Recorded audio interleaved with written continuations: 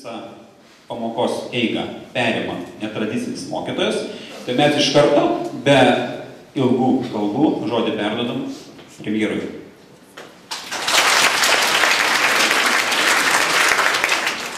Ačiū, gerbiamas direktoriau, gerbiami gimnazistai, mokytojai.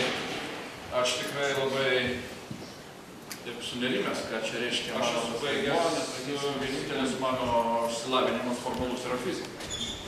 Ir 20 metų tenka būti politikoje ir laiks nuo laiko, ypač kai ateina Europos krizė, tenka imtis ministro pirmininko darbą. Tai žmona vienintelė per visą gyvenimą, nebežinau kiek čia jau metų, daug metų gyvenam, jau daugiau negu 30, užauginom 2 sūnus. Ir jau jie savarankiškai gyvena.